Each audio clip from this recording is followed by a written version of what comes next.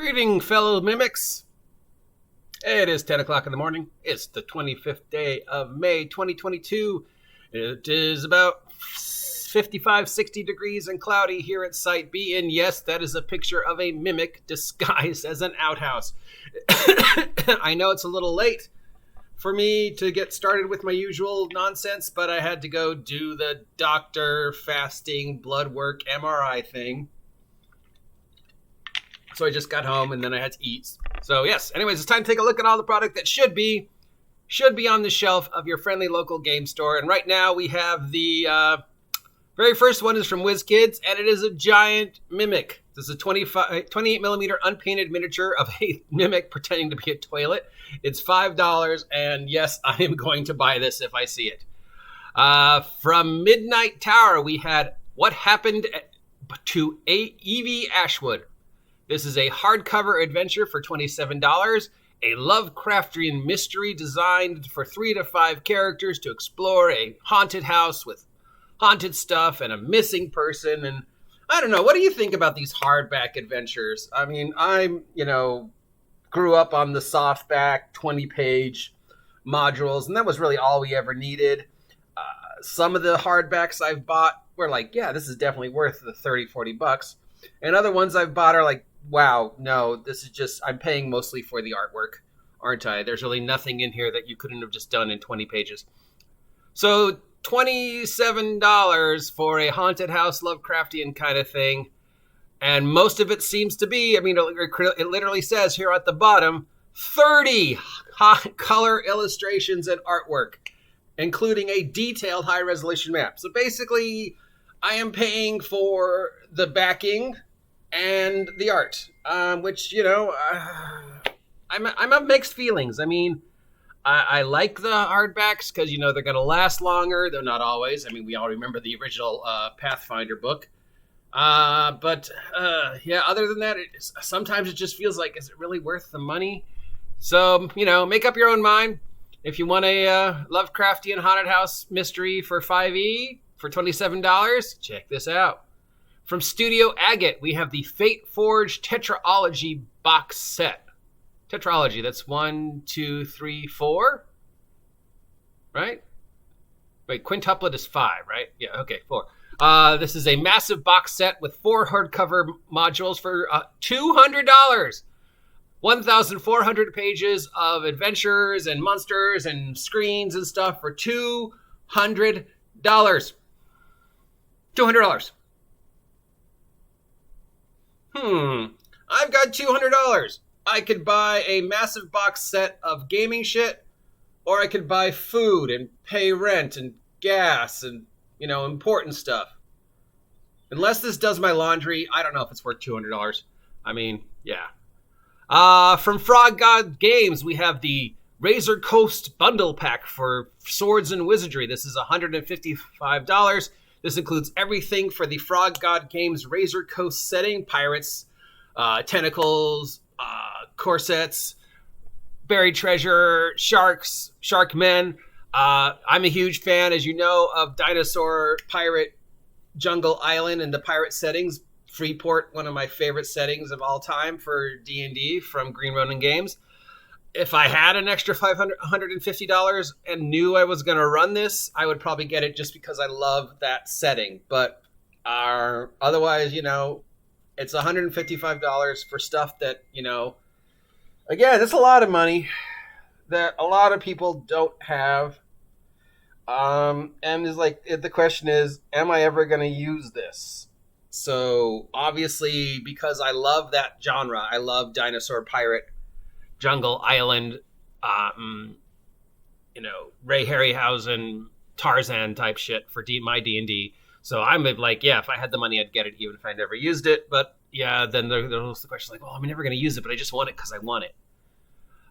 From Loresmith, we have Wondrous Expedition Forest card deck, Wondrous Expedition Forest bookmark.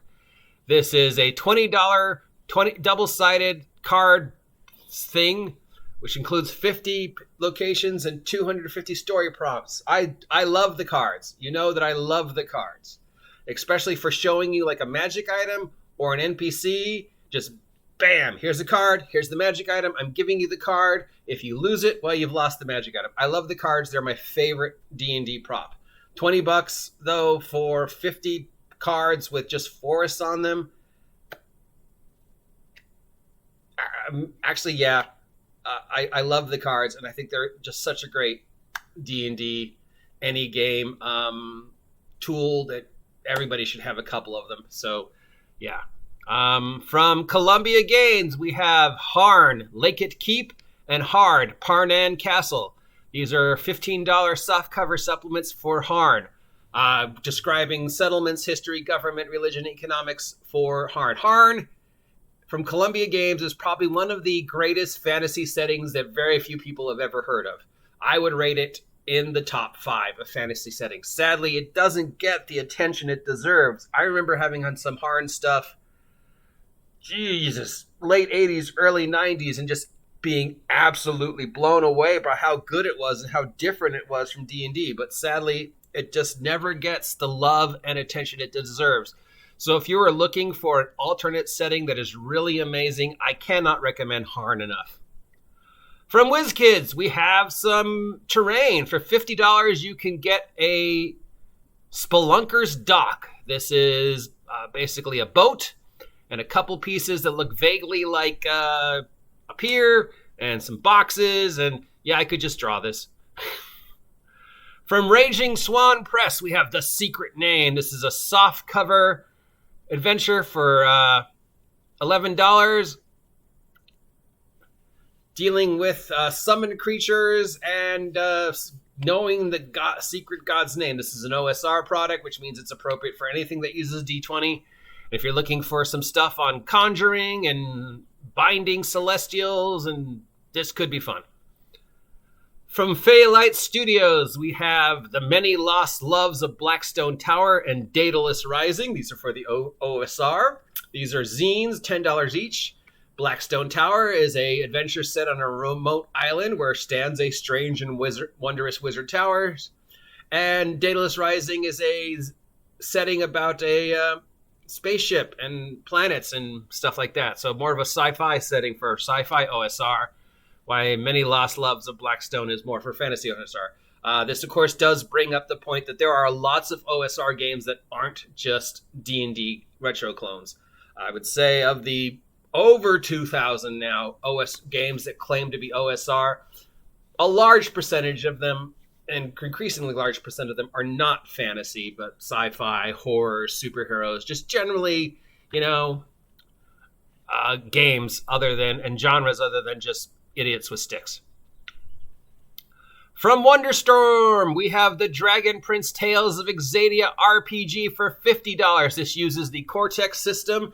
It's a hardcover rule book. PCs take place adventures in the Netflix show The Dragon Prince. I liked The Dragon Prince. It was a lot of fun. It was an interesting take on fantasy and that type of style. I don't know if it's worth $50, especially for something that's so obscure as the Cortex system. It's like the first thing that's any been made for their Cortex system in almost 6 years.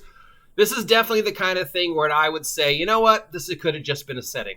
This could have just been a setting book for, any fantasy type game. So unless they're using this as a jump off point to restart the Cortex engine and they're going to do other stuff, and this is the core book, much the same way, the Player's Handbook would be the core book for D&D, $50 for a few pages of rules and then setting and art. Again, that feels like for $20, this could have been a setting book and have everything that it has, just not the system. And it's the Cortex system, which is like, really? I mean, I know there's a fan base. I know it did very well Kickstarter, so maybe it'll do, I don't know. God, I am really, really harsh this week on stuff that is on the shelf of your friendly local game store. Obviously, my number one choice for this week is the Mimic thing. My number 2 choice, if you can afford it, would be the Razor Coast. Number 3, well, actually, my number 1 would be the Harn stuff. Harn stuff deserves a read. It doesn't get enough love. So, yeah. But don't listen to me. Make up your own mind. After all, I am just an idiot with a computer. Head on down to your friendly local game store. That's Dreamworld Collectibles for now here in Ventura, California, or North Coast Role Playing if you're in Eureka, California, and ask them if they're carrying any of these and tell them the OGGM sent you. At which point they'll probably laugh at you for knowing me. Till next time, I've been your guide to all the tabletop role-playing game news, weather, sports, nonsense, and general truth and consequences. The OGGM asking you, as always, to take a moment of your time to subscribe and support this project of mine. And get out of my outhouse, you damn mimic, with your damn teeth. Well, actually, does this count as a bidet?